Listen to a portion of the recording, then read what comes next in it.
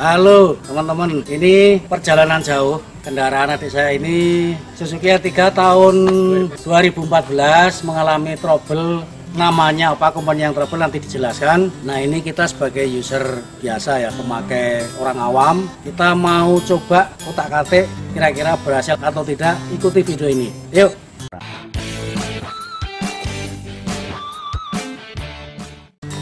Ini ada problem IAT sensor, intake air temperatur sensor.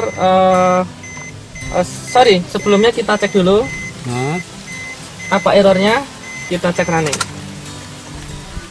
Nah, ini ada beberapa warning lamp, diantaranya ini ada engine oil pressure, di sini ada kode engine mati ya. Coba kita running dulu.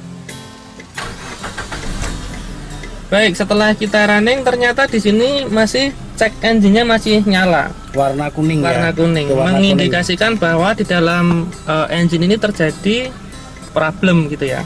Nah, saya tadi sempat ngomong IAT sensor karena tadi sempat saya cek sebentar kan. Nah, ini untuk kita ulas lagi agar pemirsa tahu ya seperti apa cara ngeceknya. Sudah saya sediakan namanya OBD2 scanner ya. Tool ini sangat murah, tapi bisa multifungsi untuk ngecek kendaraan. Terutama kelistrikan ya? Ya, ini untuk mengecek kondisi kelistrikan pada unit ya dengan koneksi WiFi. Baik, langkah-langkahnya sebelum kita connect, kita matikan dulu. Selanjutnya kita colok di bagian depan.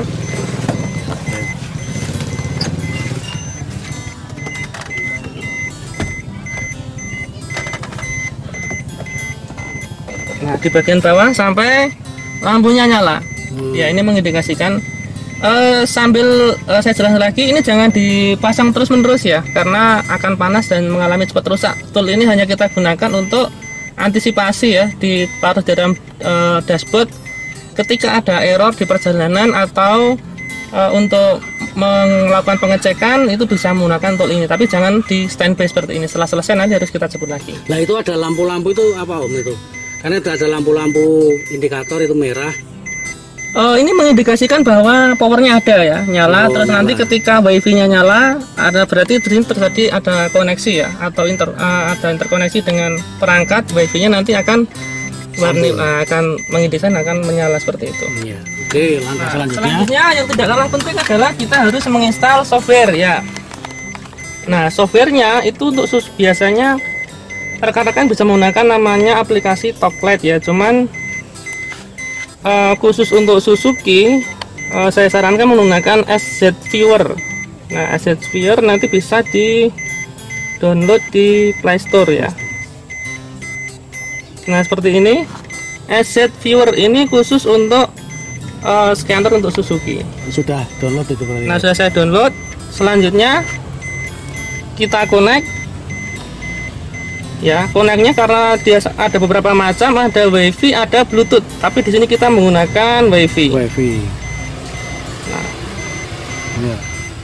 Nah, setelah connect, nah kita on kan.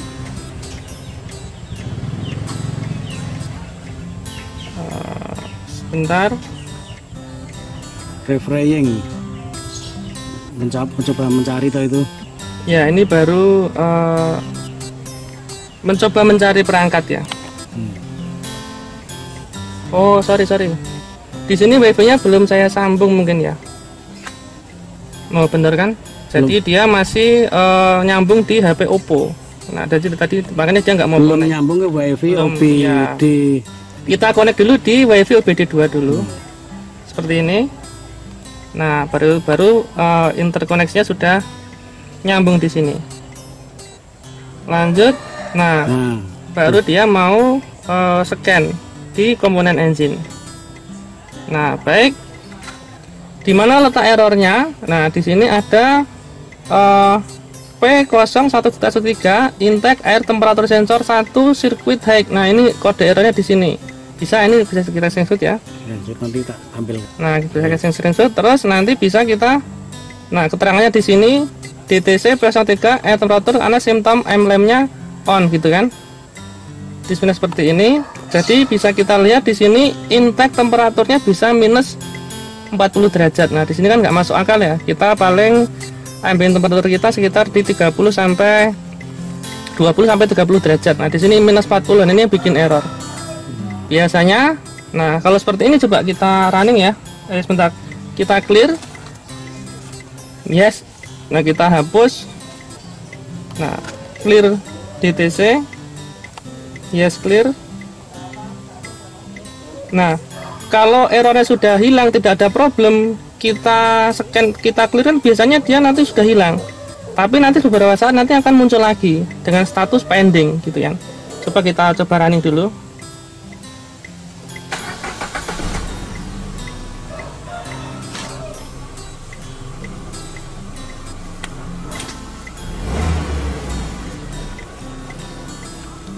Nah, dia akan muncul lagi errornya.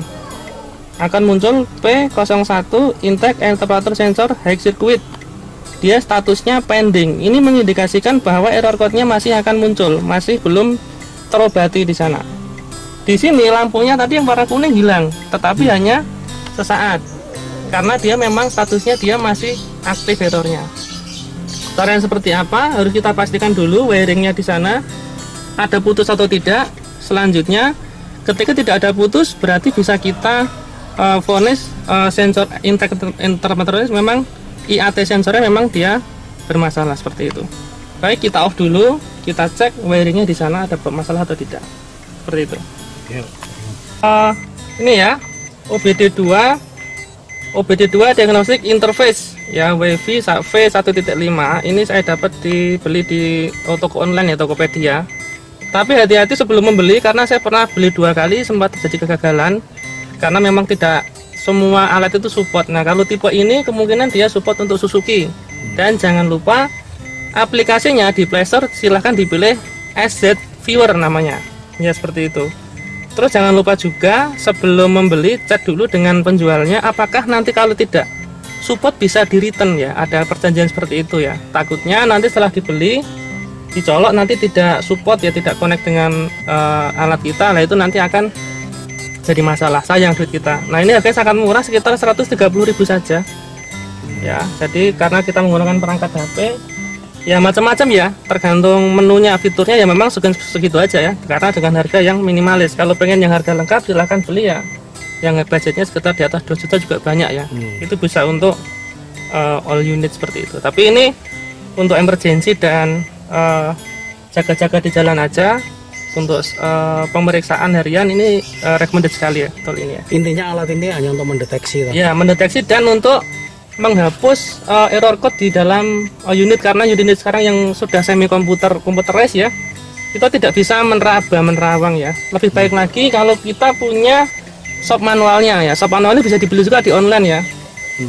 Silahkan diketik di unitnya misalkan R3 2014 workshop manual gitu kan, formatnya PDF, nah itu lebih bagus lagi.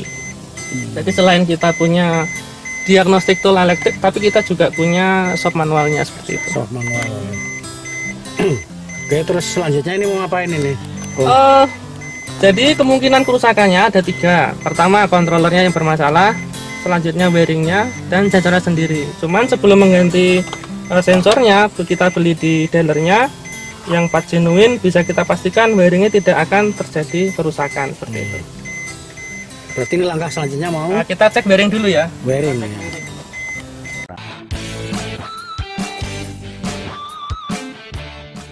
Oke.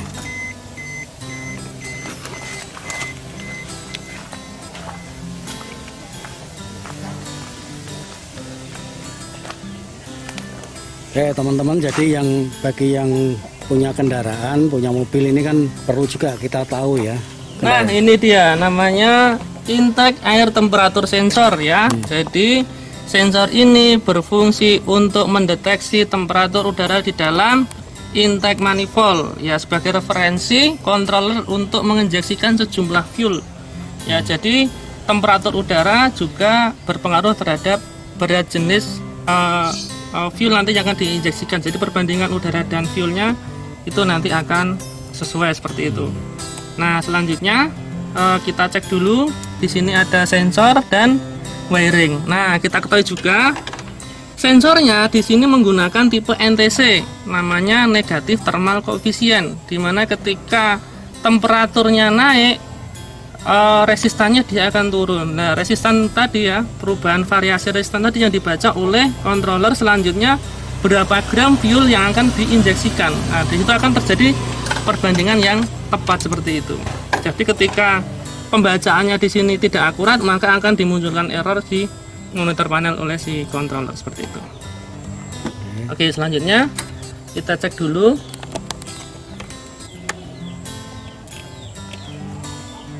wiringnya.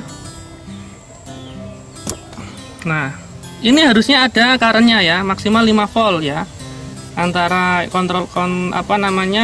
ada dua kabel. Yang warna kuning ini adalah hitam ini adalah voltage-nya. Yang warna biru abu-abu ini adalah ground ya.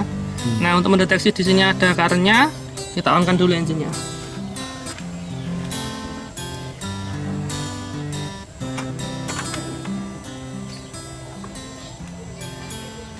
Nah, setelah di-on-kan, coba kita posisikan di sini.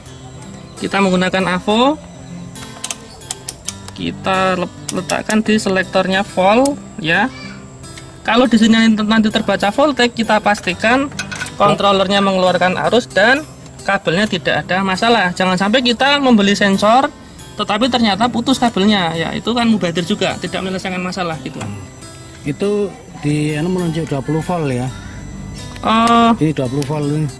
Oh ya, di sini bisa selektornya diselarkan di 20 volt. Ya tergantung AVO-nya juga sih. Silahkan saja dicoba-coba karena varian kurang lebih berapa volt? 5 voltan? Ini maksimum 5 volt aja. 5 volt.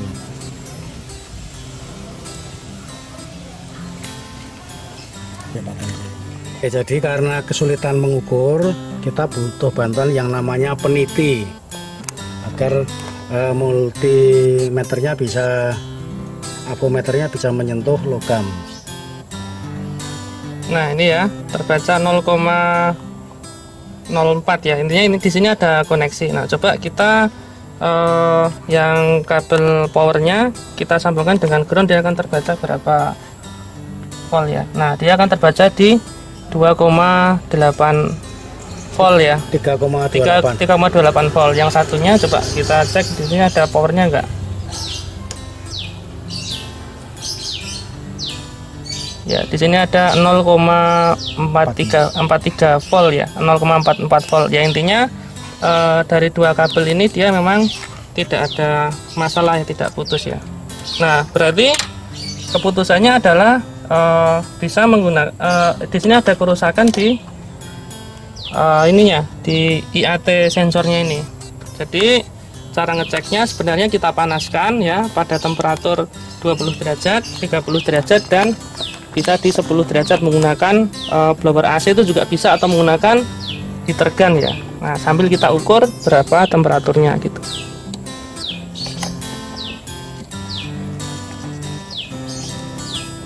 Nah, ini IAT sensor merupakan integrated power sensor, merupakan sensor NTC ya, dimana nilai resistannya ini akan berbanding terbalik dengan temperatur. Jika temperatur naik, nilai resistannya dia akan turunnya. Coba kita cek berapa dia temperaturnya, resistannya ya. Kurang lebih di kita posisikan di 2K ya, sini kan. 2 kilo ohm. Ya, dia 2 kilo ohm. Di sini resistannya berapa? Kira-kira di sini temperaturnya 20 sampai 30 derajat ya, seperti itu ya. Ini ya kebaca. Nah, coba kita pastikan di 20K coba.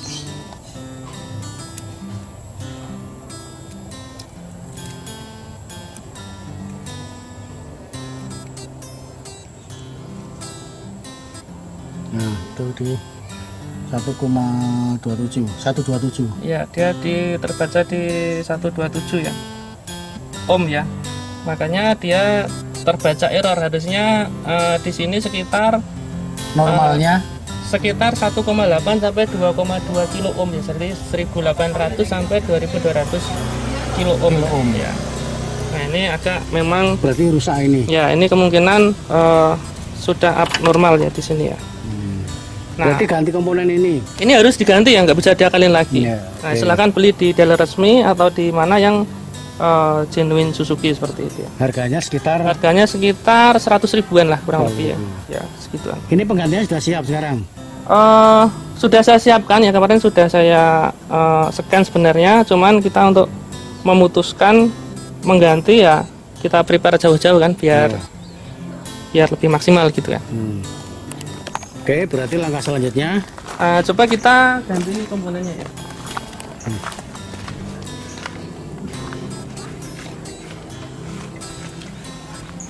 Nah, ini genuine Suzuki ya, intake air temperatur sensor. Nah, tadi sudah kita ukur resistannya di sini sekitar 1800. Coba lagi, coba. Kita tunjukkan ke pemirsa berapa kalau diukur ya. Dengan skalanya masih sama ya. Ini masih menunjuk yang sama. Komponen yang akan diganti dan yang baru.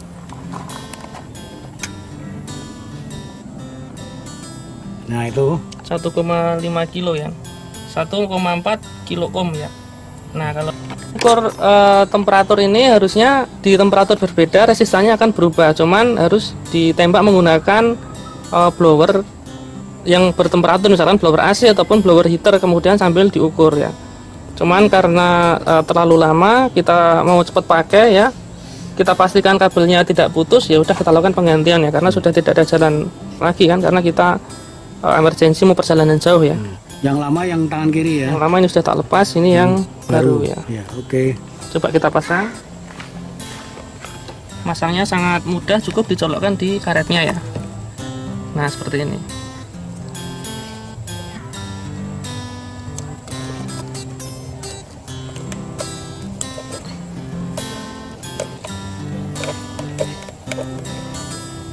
Oke, sudah kepasang ya, seperti ini. Nah, selanjutnya kita lakukan scanning ulang, kemudian di delete error code.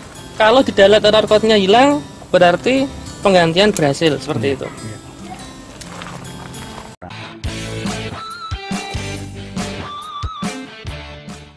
Nah, kategorinya berhasil. Nanti di sini kita clear fault code-nya, nanti sudah tidak akan muncul lagi errornya. Kemudian di situ sudah cek lamp-nya mati. Coba kita clear dulu. Clear. Nah, ini sudah tidak muncul lagi error kan. Kemudian kita running di sini. Nah, situ sudah error code-nya sudah hilang. Yang gambar kuning Gambar tadi hilang, berarti kita anggap penggantian kita berhasil. Seperti itu.